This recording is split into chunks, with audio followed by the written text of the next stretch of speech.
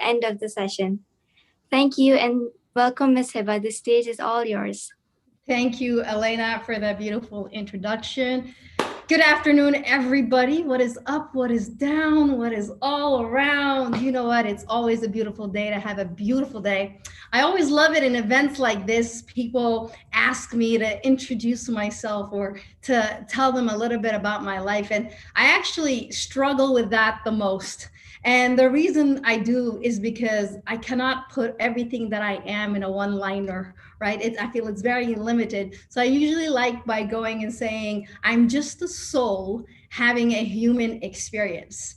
And these human experiences can be whatever, right? It could be my entrepreneurship journey. It could be my psychology journey. It could be just me as a TikToker. It could be any human experience that I've gone through. But as a soul, and I think that is the most important part of it all, as a soul, we are all the same. Me, you, everybody around us, this oneness of our soul, this beingness of our soul is the most important essence of us today.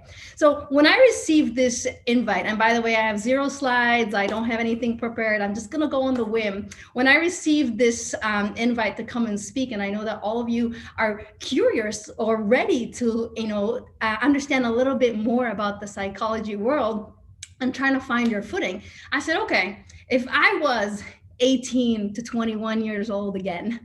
It's been a long time, okay? It's been a while since I was 18, but if I was 18 to 21 years old, what would I actually want to give myself advice?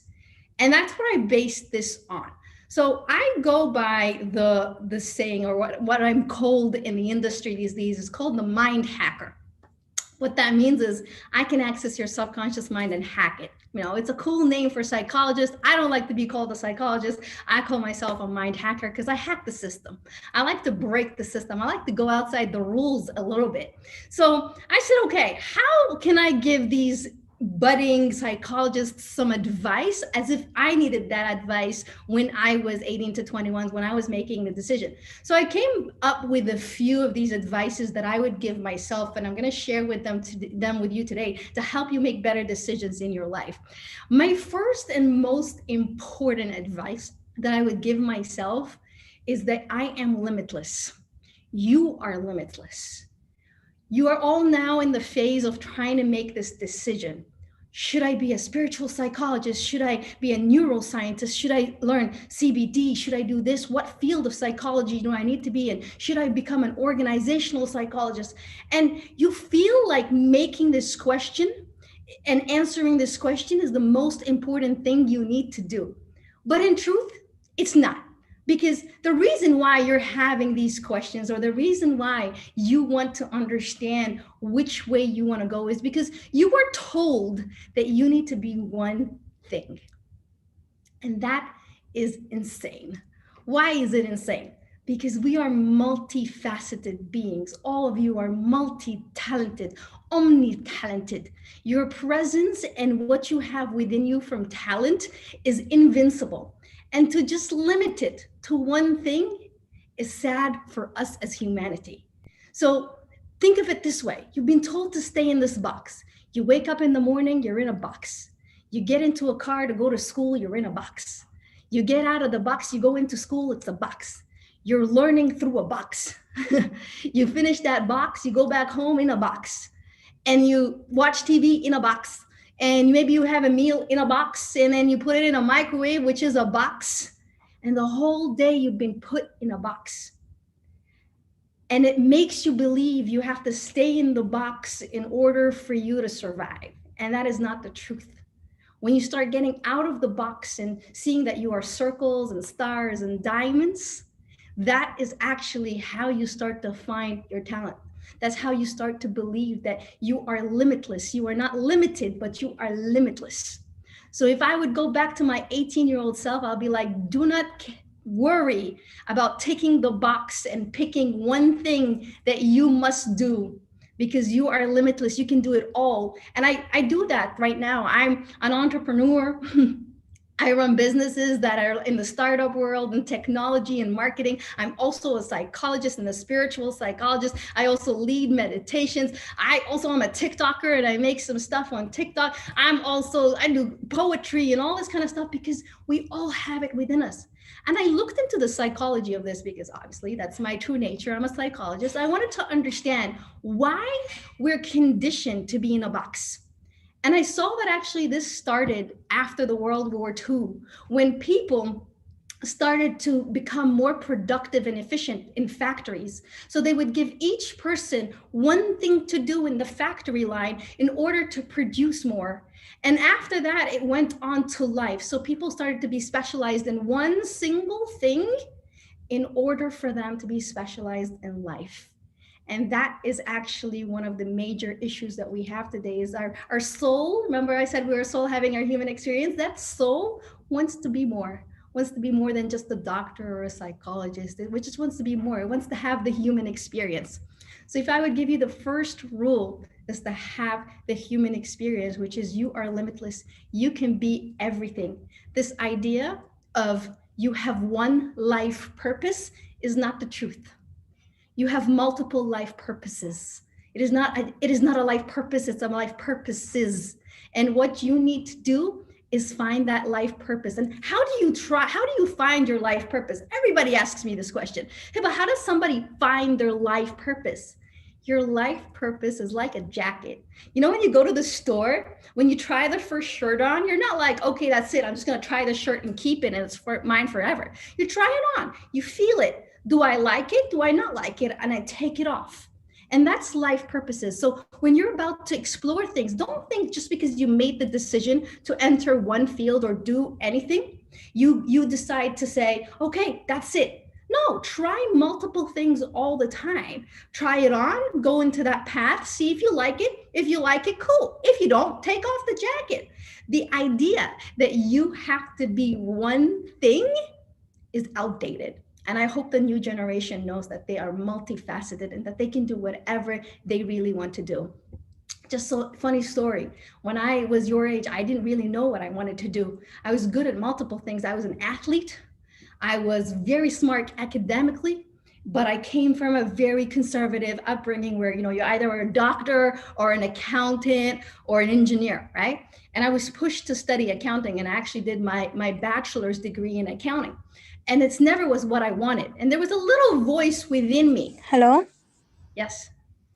There was a little voice within me that said, you know what, Hiba, you are not an accountant. But I followed that voice. And today, when I run my businesses, I need that accounting background. So it did benefit me, but it wasn't who I was. So I'm going to give you one question to really help you figure out who you are. If I gave you $100 million right now, $100 million right now, each of you opens your bank account, you got $100 million over there. And you've done everything you wanted to do. You traveled, you paid your parents' mortgage, you paid the charities, you bought the yachts, the cars, the home, you did everything and you still have $100 million in your bank account. What are you going to do then? What is it that you're going to do then? And that's how you know one of your life purposes. And believe me, if you answer that question, you will have an insight of what your heart calls for and not what your survival mind calls for. Once you know where your heart wants you to go, the path becomes easier. So that's the first life hack I would give you, that you are limitless and you are able to achieve whatever it is that you want to go through just by understanding that your purposes are limitless. Okay, just that, and give it some thought. Top of mind, you could be like, I have absolutely no clue. Give it some thought. This is not a question you have to answer. This is a question you ponder on. And you really go, okay, I did the charities, I did what society told me to do, I traveled, I did all this conditioning that I was supposed to do. Now what? What am I going to do? For me, I realized that after I did all this, my joy was helping people, irrespective. That's why when somebody comes and asks me, would you speak to some students, I'm like, for sure, because my life purpose is actually to help people. How I help people can be anything.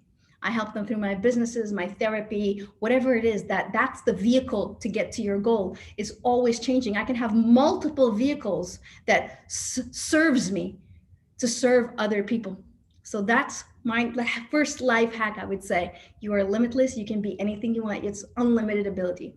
So then I was like, okay, what else can I tell my 18 to 21-year-old self that would have changed her? Have fun. And if you meet me today, you know fun is one of my major, most important virtues in life. And that's something I lacked throughout my 10 years from the age of 20 to 30. I really lacked having fun. I was so goal oriented that I forgot to enjoy the moment. So if I would go back to that 18, 21-year-old self, I would say to her, enjoy the moment and have fun. It's not about the goal. You will hit the goal, but if you reach the goal and you are still feeling unfulfilled, or that there's a next goal that you have to go to, you are going to be super miserable in life. And I know, because I went there. At 25, I was the head of HR for a huge multinational company. In society's terms, I was super successful. I was earning a whole lot of money, and I was the top of where I could be at 25, the youngest leader that there was available at that time. And even at that achievement, tick on the box, I had it, but I felt miserable inside. I didn't feel like I was home or I was connected. And it's because I was working so hard to get to the goal. I was only focused on the goal that I forgot to enjoy the journey and have fun during the journey. And I can't now go back and change the last 10 years of my life and be like, okay, it's gone. But what I can do is live every moment today having fun, and that's what I do. So it's no longer about taking the goal. It's about having fun during the journey. And when you're having fun and enjoying the journey, you can actually get to the goal way easier. So that's the kind of advice I wanted to tell that 18 to 21-year-old, because she was working super hard, super focused. There's something, when we're kids, very joyous, and we're all children and smiling and fun, and something happens, they call it growing up. And somebody said something like, when you grow up, you have to be serious, because all these grown-ups are serious. And it's a belief structure that we have, that as we grow older, we have to be serious. But who said? As we grow older, we can still have fun. We can still be joy. We can still enjoy our time. It doesn't mean because you grow older, fun goes out the door and only serious happens. So if you would really take this advice and see how you can create fun in your life, enjoyment, and I don't mean partying, clubbing, blah, blah, blah. I mean actually enjoying what you do, creating the friendships, creating that atmosphere that helps you build and nourish yourself in it. It's a feeling more than a thing to do. It's this fun feeling that you're enjoying everything you do. Life hack. If you're not enjoying it, that's a sign from the universe that you shouldn't be doing it. As simple as that. I don't believe on, knocking on the door that's not opening. I believe in the path of least resistance. If it's for you, then the path will be very clear and easy. If it's not for you, there's going to be a million obstacles on the way. Now, I like to believe that the universe has everything planned for me. The creator of all that has everything planned for me in ease. So when something is not going my way, I'm like, then this door is not for me. I'm gonna leave this door closed, and I'm gonna look if there's another door for me. So that's the second one. Life hack number 2, have fun. Life hack number 3 is be authentically yourself. We live in a society where from the minute you are born, everybody is telling you exactly who you have to be. Who are you? Where are you from? Where are you going? Everybody's planning every part of life with you. You should like this, you shouldn't like this, this is right, this is wrong. And we're like this onion that is covered up with all these layers of others people's opinions or beliefs that we should be. And we start to lose ourselves. So if anybody here is feeling lost or like they don't know where they're going, that's because other people have been telling you who you should be. And the only way you can be authentically yourself is to start to peel this onion and really figure out who you are. I'll tell you a funny story. when I started psychology and being a therapist, a lot of people said to me, yo, Hiba, no one's going to come see you. And I said, why? They said, you don't look like a psychologist. And I said, go ahead, tell me, how does a psychologist look like? They're like, well, she wears a suit. She has a full head of hair. She doesn't have pink hair. She doesn't have tattoos. And she wears glasses and she's pretty serious. So people are not going to come to you because people will not take you seriously. I said, cool, that's your opinion. I am here to serve, and I can only serve people by being authentically myself. I cannot change who I am to fit in that box. Remember the box we talked about? I am not a box. I'm a star, I'm a diamond, I am not a square, right? And that belief in myself that I am limitless, I said, no matter what happens, I'm going to still be me. I'm going to speak. I usually tell my clients, I'm half Namaste, half Tupac. You know, it's whatever you get with me. And that's my style. And when I started, people started coming and they're going, I know what? She's different. Go to that therapist. She's different. And today I have a whole school where I teach people mind hacking. And it's only took me 2 years to build because of this, about being authentically myself. And when you're authentically yourself, and guess what? You're not going to figure out who you are easily. It's not like one day you're going to wake up and you're like, oh, look, like this is who I am. It's a journey. And as every part I was unlearning all this conditioning, all these belief structures, all these rules that people put on me and the culture and the society put on me, I started to understand who I am. But I did this beautiful exercise that I want to share with you today. And this exercise is called describing your future self. So I want you all to just visualize or think of the 3 people who you believe are your role models. The 3 people who you believe have things that you aspire to become. And write down their virtues. For me, it was Tony Robbins. I don't know if all of you know Tony Robbins. He is a big guru in the USA. And Tony Robbins, for me, he was my guru. And I was like, damn, I want to be like Tony Robbins. What do I like about Tony Robbins? I like that he's honest and authentic. And I like that he's like tough love, but he's also like a cuddly teddy bear. I also like that he's fun. And I also like that he's very passionate. And I wrote passion, fun, authentic. And I put it on a vision board. And every day I woke up, I said, today I'm going to be passionate, love, and authentic. And I put that on my vision board every single day, because you become what you say you'll become. You all know, you're in the beginning of being psychologists, your words are the most important things that you say. So every day I woke up and I said, I am fun, I am passionate, I am authentic. And slowly, as time progressed, people started to give me that feedback. I love hanging out with you. You are fun. I love hanging out with you. You're so authentic. I love how way you speak. You're so passionate. And I understood. I became the version of myself I aspired to do. So think of your guru, your role model, whoever you aspire to be. Think of the qualities they have in their life. Write down those qualities, because they're in you somewhere.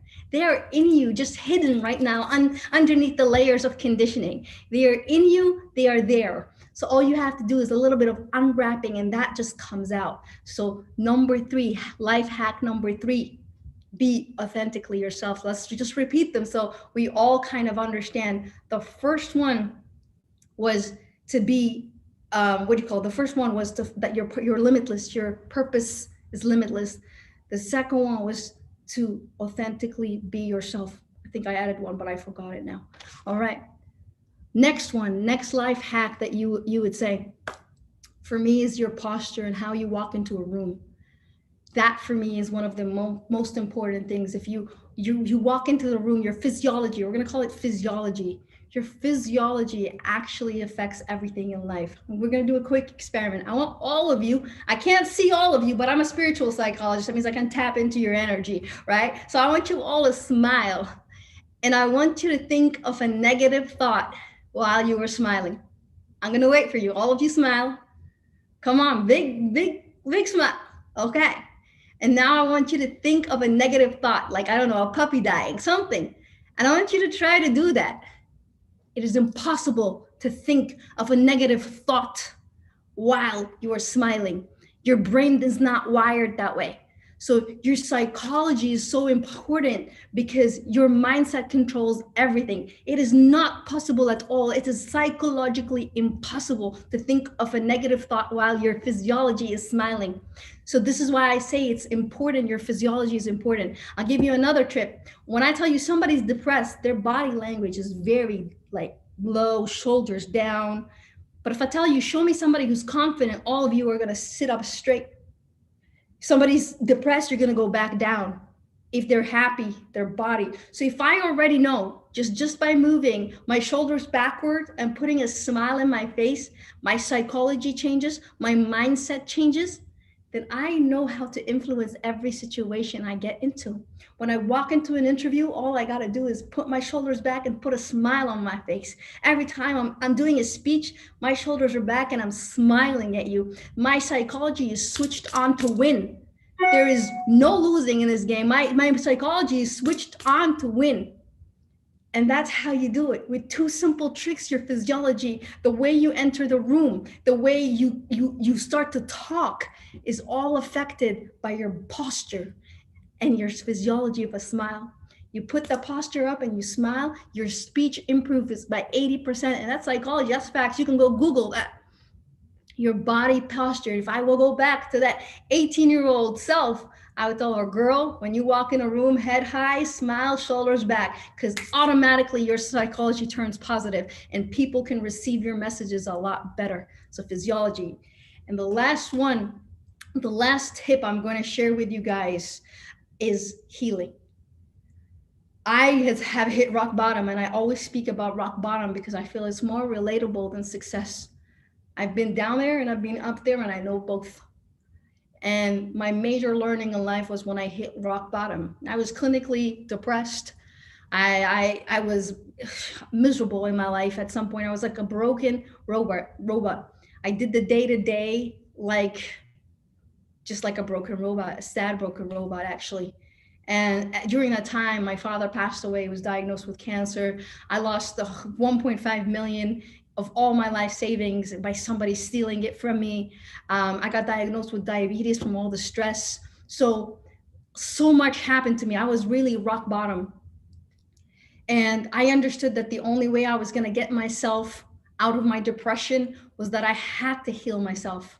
So I know all of you are in this world where you actually want to be of service. Before you are of service to anybody, please heal yourself. We can only give the world as much as we are able to give ourselves. I'm big on self-love. I'm big on self-healing because I understand that when Hiba is a complete, full human being, she can serve as a full, complete human being. But if I am Hiba and I am leaking, I'm a hole that has buckets, and the bucket is just leaking my energy, leaking with all of this, then I know that I cannot serve people because I'm leaking. How could I? So the first and the last most important thing is to heal yourself. And as you heal yourself, people will heal just by you healing. I don't know if you guys know this is a little bit of spiritual psychology that I'll go into, that our skin carries about 600 years of DNA. 600 years of DNA. So I don't just have my belief structures in my body. I have my ancestors' belief structures from 600 years ago. So this is why some things don't actually change. And to do that, to heal my ancestors and to heal my bloodline, it's even bigger. It's your legacy. I need to heal. I need to unlearn all these belief structures. I need to react differently. A lot of people see me today and they're like, oh, you're pretty chill. As a teenager, I was a troubled child. I had anger management issues. I was kicked out of every class. I was getting into fights all the time.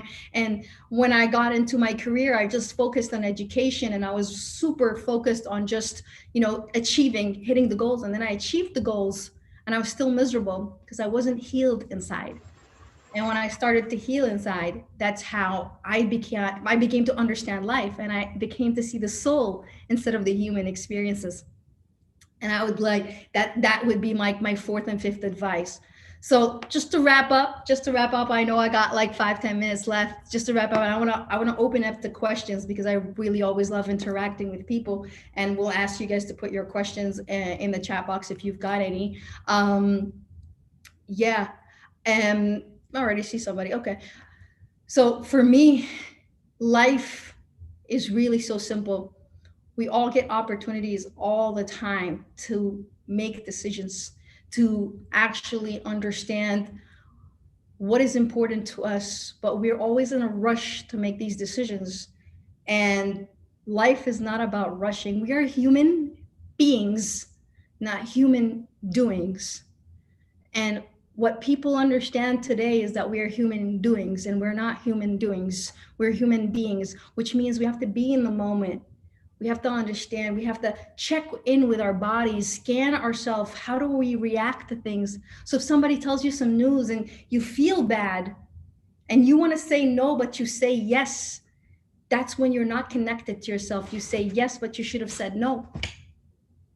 And that's part of our beingness. And I think as psychologists, you all need to master the human being part instead of the human doing. We're conditioned to be human doings, but we are human beings. And this body you're in is a supercomputer. You don't even know what it's able to do. It's able to do magic. So look into your body, see what your body will tell you. And a lot about spiritual psychology actually tells you to take care of your body. But if I knew those 5 things when I was 18 to 21, to have fun, that I am limitless, to be authentically myself, to heal myself, if I knew all that, I'd be where I'm at today then. But it's all a journey. It is not a race. It is not a race. So if I end it with one line is life for you is not a race. It's not a sprint. It's a very slow marathon. So just enjoy the process. Thank you. And I'm going to now leave it open for Q&A, and we'll go from there. So I already see some questions with Q&A. I'm going to answer live. If I have access, I can just do it myself. Thank you so much, ma'am. First of all, I'd like to tell you the vibe that you've brought into this meeting. Like, you can even check the comments and the chat. It's all, everyone is just super impressed, and everyone is talking about how nicely you've portrayed what you just said. So really, I cannot just even imagine how the vibe would be in a room to be with you. So first of all, I'd like to start with a question that someone has asked: how to maintain a personal and work-life balance? Well, I think this is a very simple question for me. Work-life balance. I think this is another collective belief. I don't think it's true, right? For me, I work a lot, but I work. My work is play. I feel like my work is play, so I don't actually feel like I need a balance. But let me tell you something. What balance in people's mind is? Balance in people's mind is 50-50. That's not true. Balance is whatever you understand balance to be. If balance for you feels 80% play, 20% work, that's your balance. If balance for you is 80% work, 20% play, that's your balance. If balance for you means your work and your personal life are integrated, that's balance for you. We need to stop subscribing to what others give us definitions of and make our own definitions. I'm a rebel. I like to think things on my own. If you tell me from A to B, that's how you get there, I'll find you a C and a D. Because I like to be a free thinker. And I think this is one of the best virtues we were born with. We are born free thinkers. And then society makes us think a certain way. So if you just go back to your essence and go, what does it mean for me? And you make your own rule, that's it. Life is easy. That's so correct. Like, you also mentioned about authenticity, and being authentic is so important. So, how do you suggest one should develop that authenticity or find that one special thing that is self to themselves? Like, they are the one who own it. That is their own quality. How do you suggest one should find out that? You know, we all have unique fingerprints, right? And for some reason, then everybody just from this herd mentality wants to become like everybody else. So the best way is to always look at your fingerprint and be like, okay, I am unique. And to remind yourself I am unique. And your uniqueness doesn't have to be something extraordinary, right? It does not have to be something, it has to be something that you value about yourself. Is you value about yourself. Again, we look for, I'll tell you a quick thing about self-love. We're born full of love. We're born at a vibration of love. The creator birthed us with love. And then we start to learn that love comes from outside. When mom says this, I get love. When dad says this, I get love. So your programming becomes as people on the outside have to give me validation in order for me to get love. And when you hack that and you know that's complete BS, your life changes. When you start filling yourself up with love and going, my birthright is love, I am a vibration of love, and you no longer need external validation to validate everything that you do and say, you are whole and you will find your authenticity. So cut the cords. That's perfect. So the next question is on the same lines, but how do you suggest a person who fears change but wants to improve and be free go about the process? If you fear change, let's talk about fear. We're born with fear. It's just our innate nature of survival. What is fear? False evidence appearing real. Let me repeat that. Fear is false evidence appearing real. So it's false. We already know it's false and it appears real. So the best way to get rid of something that is a fear is do it. Do the thing that scares you the most, because you will quickly realize it's not scary. It is not scary at all, because it's a false reality. It's a false evidence. It's not true, actually. Most of our fears are created in this beautiful chihuahua, drunk monkey, subconscious mind. They're all created there. They're not real. How many of you have sit there and worried and worried and worried and worried and worried and worried and created this beautiful movie plot that could win an award, and then nothing actually happens? It's false evidence appearing real. So just do it. That's perfect. So the next thing is dealing with setbacks. When we are on a journey, we are trying to do something in life. Sometimes we fail. Sometimes there is a big pause that comes up in our journey. And then we feel like we cannot complete this path. We cannot just reach that destination. So how is that period that we cannot do anything? We just become so stable and we cannot just do anything in life. How do you suggest we should spend that time, or how can we deal with that, just when we are so stuck at one position? I'm going to tell you something. There's a difference between stuck and a setback. So we're going to talk about both, okay? What is a setback? For me, if we look at life, I look at life like a bow and arrow. We need to sometimes go backwards and go backwards hard in order for us to fly forward. When you have a bow and arrow and you pull it back and you let it go, and then you scale. So sometimes your setback is the step before your success. It's just that launch. But a lot of people quit at that step and they never reach the success because they quit at that step. If they just waited a little bit longer, held on a little bit, that leap would have happened. So for me, a setback is just an inch away of your success. You just got to hold on a little bit longer. One thing you all have to remember, that you've survived 100% of your worst days. You've done it already. So you're already a survivor. Any setback, any setback that happens for you is actually just part of your learning experience. I don't look at failure. I have failed multiples of times, right? I have done the craziest shit because I'm a risk taker. So my failures are big. And the way I look at them, I don't look at them as failures. I look at them as learning experiences, because I learned from each one of them. If you were a child and you started walking and you fell, do your parents tell you, that's it, you failed, don't try to stand up and walk again, you just have to sit there and that's it, give up on life because you no. When a child falls, you tell the child, get back up. That's what you got to do. So in your life, you just got to get back up and tell yourself, that was a learning experience, good job, let's go on.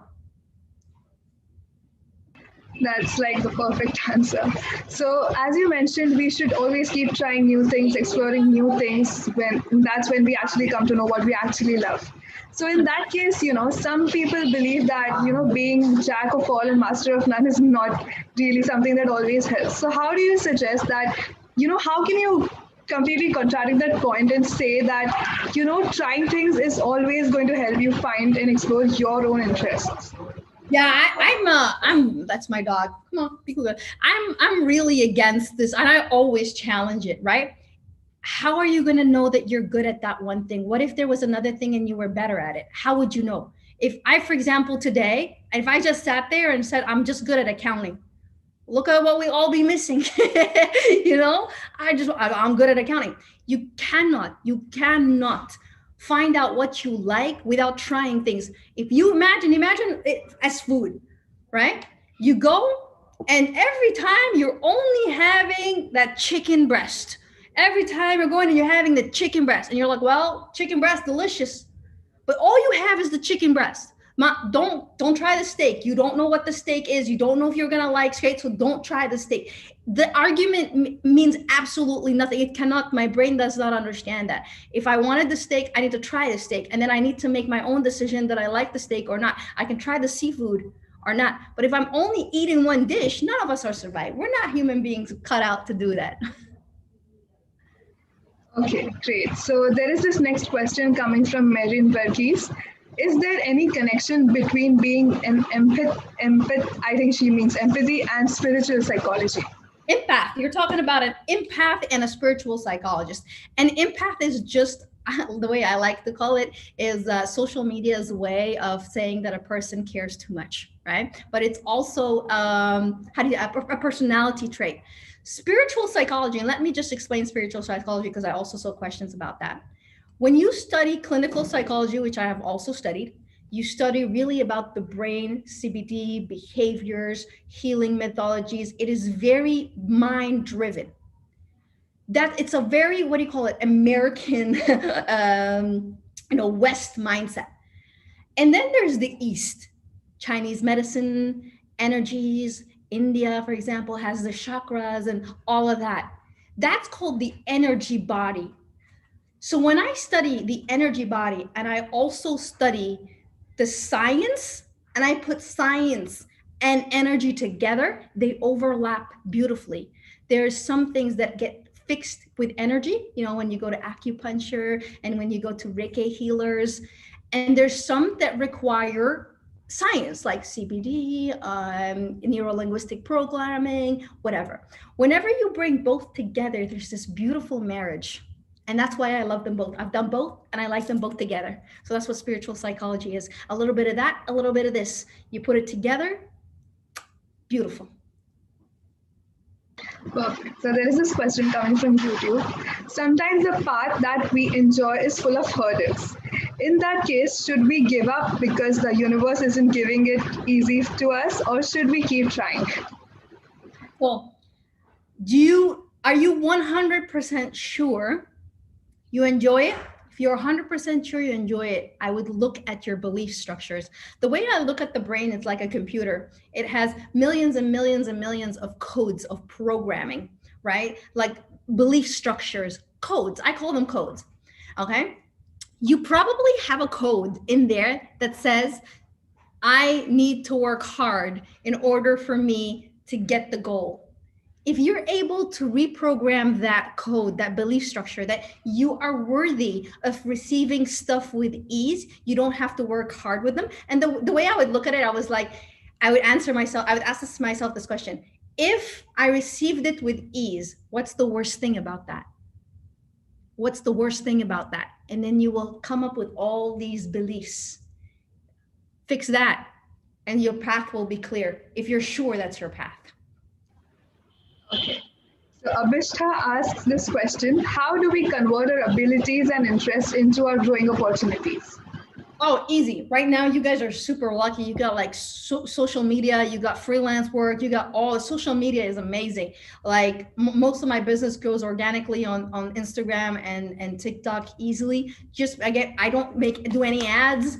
It's all word of mouth and it's social media. If you have a skill set, the way I started with one of my stuff is I do it for free for a month and I see people's feedback on it. I improve it. And then I do it again, now for half the price, just to see how people react to that. And I adjust. So you do something and you learn from it, you do something else, and then you launch hard on social media. You have to walk, breathe the brand. When you meet me today out of here, you'll see the same person. I'm saying the same thing. I'm consistent. It's my life. It's me. Stay consistent, Know your messaging, know who you're approaching, and do it like on social media. Social media is the only platform right now. I don't believe in old school stuff. I think if you're not online, you don't have an opportunity. I get 100% of my business from online. That's actually true. Like, if we in this generation cannot make the best use of social media, we are definitely lacking somewhere. And we 100%. Social media is the key. Is the key. I mean, I get so much opportunities from different places, but from social media is the main key. Easy. perfect place to make yourself into a brand. So the next question that goes is how to identify your biggest fear, which you are not aware of, but it still hinders you. You how to overcome a fear you aren't consciously aware, but still exists. Okay, I'm gonna tell you a hack. Most people are afraid of two things: being alone and fearing that people think they're not good enough. Fix those two. Start there. Most people, I've like right now, I've been doing this for 3 years approximately. I've done more than 1,200 sessions with different clients, and I'm telling you, the common denominator between all of them is I'm afraid to be alone and I'm afraid I'm not good enough. You fix these two beliefs, these are our two major fears. You fix these two beliefs, you will just skyrocket to the ceiling. Fix those two beliefs. We all have them. No one in this group doesn't have them. You have them. I'm afraid to be alone. I'm not good enough. That's great. So the next question goes, as you spoke about vision boards and all, like the things that you make and believe in keeping yourself going. I could tell that you are a law of attraction believer. There are a lot of people here who aren't aware of law of attraction. So how would you explain the law of attraction to someone who doesn't know anything about it? I love the law of attraction. I'm also a big believer in the whole idea of manifesting, and I'll talk a little bit about that. But the law of attraction is pretty much you speak into existence what you want. We're all, by the way, all of us are master manifestors. What does manifestation mean? Maybe this is a new word for you. Manifesting means bringing something into reality or making something happen, manifesting, making something happen. Okay, that's what it means. We are all born with this skill set, this magic of being manifestors.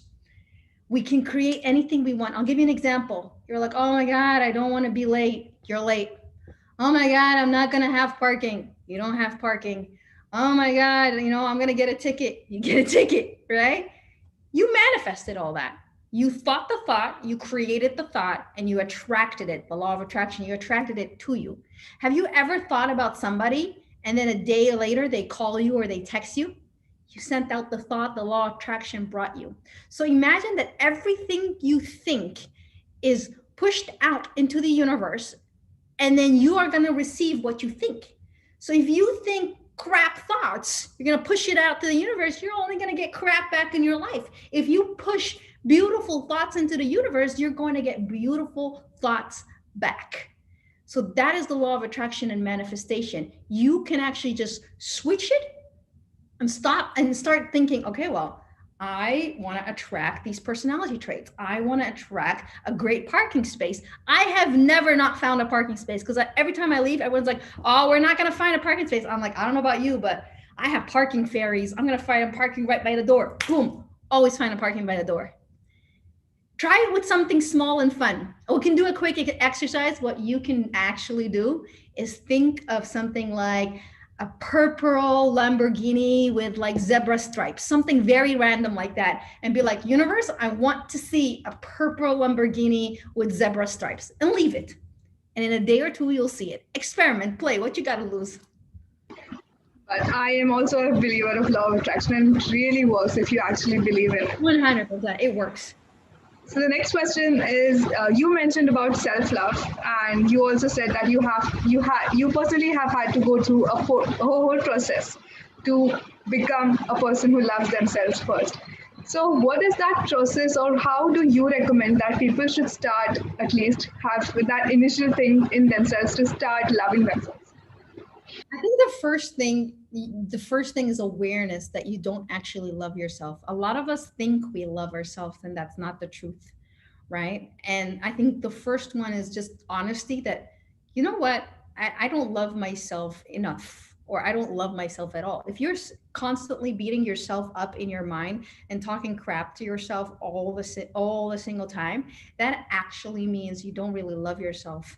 If you're working yourself to the bone until you burn out, that actually does not. If you're a people pleaser and you're saying yes to people when you should be saying no, you actually don't love yourself. So I think the first part is just to be honest with yourself and go like, you know what?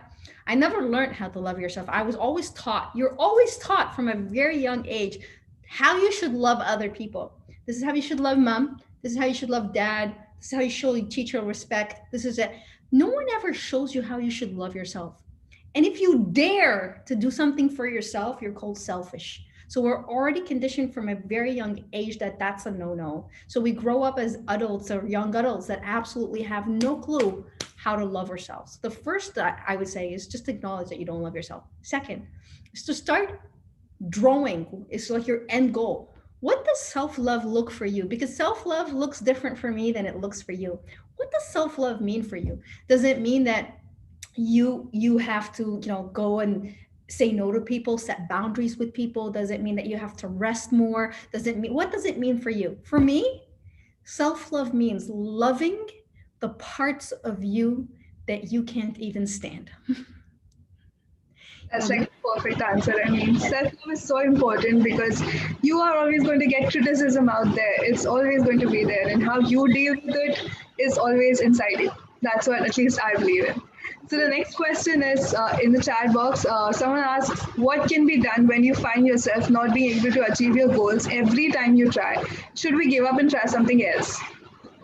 Can you repeat that question? Sorry. Okay, sure. So someone is asking, what can be done when you find yourself not being able to achieve your goals every time you try? Should we give up and try something else? So I would always like to understand what is causing me to quit. So how we do one thing is how we do everything. I'm a big believer in that. So you obviously have a pattern. There's a pattern there that needs to be identified. So what I would look first before saying quit on it would be, okay, so what is your pattern of behavior? What is the block that is happening that is causing you to feel frustrated? If you're able to understand the block and learn from it, try one more time. If you still hit that block again, change. It's not yours then. Perfect. So as we just talked about loving ourselves, there is also something that we need to do is heal ourselves. Everyone comes from a story, everyone has their history that goes on with them. And also you mentioned that you've had your share of depression and anger issues in your childhood and your teenage. So how do you suggest one should start healing themselves from within first and then, if required, consider some help? Yeah. I mean, healing is so integral. And I mean, it doesn't have to be therapy. By the way, all of you are self healers, right? We're all born with the innate beingness that we can heal ourselves. So that's something you all have to know, that you can heal yourself. And the first part I would do is consume knowledge. The way I got out of my depression was actually reading a lot of different modalities about how do I fix my brain. Now I wanted to fix it in the beginning, like, because it was broken in my perspective. So one of it is get the knowledge, get different opinions. I love getting different perspectives. I don't believe in following one school of thought. That's for me is imprinted. I like to get different food of thought, schools of thought, different people, different perspectives. And when I understand the different perspectives, I see which one resonates with me, which one works with me, because we're all different human beings. We all need to have multiple tools in all that will work with us. So what I would suggest if somebody's trying to look into healing is go dabble in different modalities. Understand which one resonates with you. Do the work there, inner work, shadow work, understanding the parts of you that are traumatized, understanding the parts of you that, you don't even want. We all have a psychopath within us. We have to heal that psychopath within us. The one you keep in the corner and keep them quiet and they only come out when there's a big occasion, and they need to F things up. That psychopath needs healing, needs love. So once we understand that there's parts of us that need healing, it's usually our inner child as well. So try different modalities. I'll give you some. I love modalities like theta healing. I love people like Joe Dispenza. I like to do inner shadow work. You know, that's one of my favorite things to do. Mind hacking is one of the modalities I follow. So that's one of the most beautiful things that you can just go and explore and go with it. You're not a DIY project. You don't need to fix yourself, but you can heal without fixing yourself. So go as it with, like, I'm doing this to love myself. I'm healing to love myself instead of I must fix myself because I'm broken. More of, you know what? I deserve, my birthright is to heal. My birthright is to be the best version of myself. So I'm going to go and spoil myself with some healing. So there is this question Anandita asks about when we are too hard on ourselves. Like sometimes we go through a lot of this process of growing and doing a lot of things at once, and we become hard on ourselves. So what is that one thing that makes us do that first of all, and how should we avoid doing that? The reason why you're hard on yourself is because people have been hard on you. The only way you got attention, the mind, the child from 0 to 7, everything it learns is from society, culture, the people close to you, your caregivers. So for them to give you something, you had to work hard for it, or you kind of saw their interaction with one another. For you to get to be it had to be hard work, where you needed to push, where there was that a little bit of pressure. And I think this is a very Middle Eastern and Eastern kind of mindset that you need to push your kids to do things. And that's the reason why when they stop pushing you, you turn into the self-punisher. It's actually a form of self-punishment. So you become your own punisher because that person maybe is no longer in the image, or maybe they're punishing you less because you grew up. So you become the person that pushes yourself hard, but that is all from that belief structure of you are not good enough. So if you start to believe that you are good enough and start to heal that part of you that feels good enough, you'll stop pushing yourself hard and start to go with flow, which is a lot easier and a lot more fun. So there is a question in the question answers box. Do you think self-questioning would resolve most of our problems? Self-questioning? Yes, self-questioning. I think it's not self-questioning, but self-awareness. Questioning just sounds like a very negative word for me. We have to trust ourselves, but if we come and we start being aware of how we behave, and kind of like, it's being in the balcony of your life, looking at it from this perspective, and also being in the day-to-day action. When you're in both simultaneously, you have a sense of awareness what you're doing. So imagine you're in the middle of a fight, then you just step a little bit up there as an awareness point of view and be like, why am I behaving this way? Why is the chihuahua out here? And then you come back and the chihuahua's there and they're in attack mode, but you come back up as like, oh, interesting, this triggers me. By the way, this is something I teach. What triggers you is within you. If something outside of you is triggering you, it's a projection, it's a psychological projection, it's actually you. So find it in yourself. Somebody's annoying you, it's you. Something about them is they're a mirror of you. Life is just a mirror of what you're creating in your mind. So if somebody's being mean to you, look at yourself. Where are you being mean to yourself? If somebody's being judgmental towards you, look at you. Where are you being judgmental towards the world? Everything that triggers us is within us. And once we understand the psychological aspect of projection, that everything that is outside is within, then life can change quickly because you fix it in here and life becomes better out there. You fix it in here and life becomes better out there. Everything is a projection. That's just amazing. I'm amazed, to be honest. So the next question is from Diksha Bhosle. Can you tell something about releasing blocked emotions? So many ways to release locked emotions. I love releasing locked emotions. So one of my businesses is actually called the Smash Room, where you go and break things to release energy. So you release your stress, your trauma. Again, I think it's taboo to say therapy is the only way to do something. Different people are all different and they need to release energies in different way.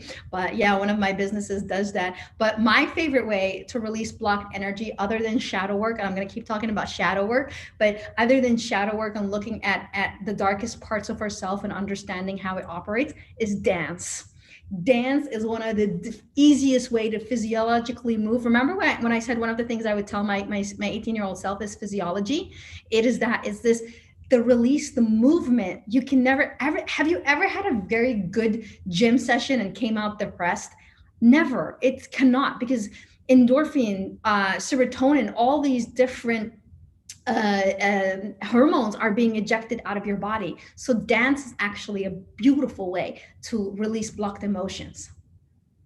Yes, that's perfect. And if I may, also as dance, any other hobby that actually, enhances you and just deviates you from your work for some time is always good to do. So anything like people love to paint, and dancing is something at least I relate to. It just makes us feel so good after. You just really feel. I would say movement, actually, just not dance, movement, because I like to dance. So I'll say movement. Yes, it's perfect. So, as you had mentioned one in our first questions about fear, and you said it's false and it's created. Why does every person born ends up creating his or her fears, and how do we control it? Like recreating our fears. When you're born, you're not creating your fears. When you're born, society tells you what your fears are. Your parents tell you what your fears are. You know, you cross the road and your mom goes, "Ah, don't cross the road." Somebody else's fear was just projected onto you. You didn't come up with all these fears, and then you start to go, oh, I'm scared. I'll tell you something. Like for me, I always was scared of water, and I didn't understand why I was scared of water. And turned out both my parents are scared of water. Funny enough, I healed myself. I go into the water all the time right now. My mom and dad still struggle to go into the water. So most of our fears are not our fears. When you tell your mom, oh, I want to be a XYZ, I want to be a millionaire when I grow up, and you're like 5 years old, they're like, no, you shouldn't be a millionaire. The rich people are blah, blah, blah, blah, blah. And they give you the belief structure. So then you have a fear about being rich. Most people fear success and not failure, because you've all failed, but not all of you have succeeded. Most of you fear success, not failure.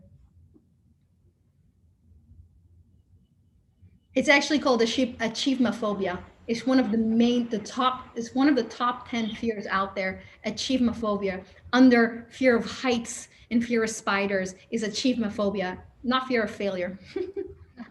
That's like a reality check on all of us. So yeah, in that way, one more issue most of the teenagers face is anger, and as you also mentioned that you have also faced this issue. So a few ways that help you overcome it, or your suggestions to the teenagers, because you're mostly our crowd is teenagers and the peoples in their 20s and 30s. Yeah, I'll tell you something about anger, and anger is when my first psychiatrist told me what anger was, I laughed. They said to me, anger is just a cover up for hurt. And I'm going to leave that there because it's so profound. And when she said it to me as a growing adult, I was just like, oh, because I was like, I'm angry. I'm angry at them, and I'm angry at my mom, and I'm angry. And she said to me, well, you're not angry, you're hurt. I'm like, no, I'm not me hurt. I'm not hurt. I'm angry. And she said, well, anger is like the mask for hurt. And what you have to understand, the reason why you're angry is because you feel like somebody hurt you. And that's okay. And I know it's so difficult, and especially in the culture, right? I really use the Middle East and Asia as a culture, because they have very same parenting styles. You feel like your parents could have done a better job, and it's so hard to go back to them and say, oh, I wish you did a better job, because they're not going to take it right. No parent's going to take that right. But that's where your energy is actually wrong, is to understand actually they went through the exact same thing, so they don't know any better. And once you understand that your parents did the best that they could with what they knew, so they have their own programming, their own culture beliefs, and they probably think they're super open-minded with you. And the way they raised you is like, woohoo, day and night. But healing, what happened to you is happened to you. It happened. Your healing is your responsibility now. You can't blame it on them anymore. This generation is going to break the cycle. This generation is going to change a lot of these old beliefs. I see it today with my clients who have kids. The way they parent is profoundly different. I work with a lot of parents to just break the cycle. So it's your responsibility to break the cycle. Stop the blame. Hate, the anger comes from the feeling of hurt. Acknowledge your hurt, heal your hurt, and then you break the cycle. Like our parents have always been following a pattern, but once we have understood it, it is up to us. Yeah. Now it's your fault. If it don't change, it's your fault. Exactly. Yes. So the last question that I'll have for you is regression therapy a part of spiritual psychology, and what does it exactly entail? Ah, you guys are getting in the good. Regression therapy is past lives. And this is up to your own belief structures.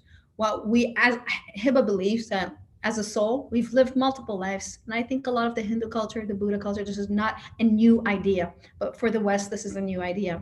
So, yes, it is part of spiritual psychology. And what we learn to do is regress into past life to understand what virtues did we not master in past life. And we bring them to this past. If there's any karmatic energy, we go look into the karmatic energies, close them, bring forward the lessons. So yes, it is part of spiritual psychology, and for me, it's one of my favorite things to play with is to go and do some regression therapy. It's so much fun, and it's always spot on as well. I would personally like to try it. And I'll just request you to just leave this platform by addressing to our all these attendees who are present here, as they are also, first aspiring psychologists and psychiatrists. We as in the future, once we become psychologists, are going to deal with people who have a lot of negativity in them. So when we have so many people to interact with and they telling us our issues, how should we take care of ourselves as psychologists? So first of all, I would divide it into three parts. The first part I would say is people are not against you, they're just for themselves. Okay, people are not against you, they're for themselves. So whenever they're trying to do something with you or give you advice or tell you not to do something, they're really just looking out for their own insecurity and safety. So just allow them to be. All right. Second of things, you are in control of your life. So if somebody's in your paradigm, you are responsible for that. We're not victims in the story. And I think that's a major role you need to play in your life. You are the lead, the hero of your story for you. You're not a hero to save anybody else. You're a hero for you in your story. So leave the victim role, park it aside. It doesn't serve you, and be the hero in your life. All right. 3, you attract who you are. So if you are attracting negative people, look inside you. There's a part of you that is very negative that needs to be healed. If you decide to show up every day, full energy, dedicated, confidence, and you walk in the room with that full belief that I am walking in, and I'll tell you something, a quick side note. My legacy, what I said my legacy was, I said that every time I walk out of the room, people say, damn, she changed our energy. That's my legacy in life. I don't want to leave anything behind except that when I walk out of a room, people goes, I feel a shift. I feel a change. So be that for yourself, and you will see how the world all changes to something positive. That's it. I would not doubt that. As I told you at the start of our question answer session, like I cannot even imagine the vibe that you must bring to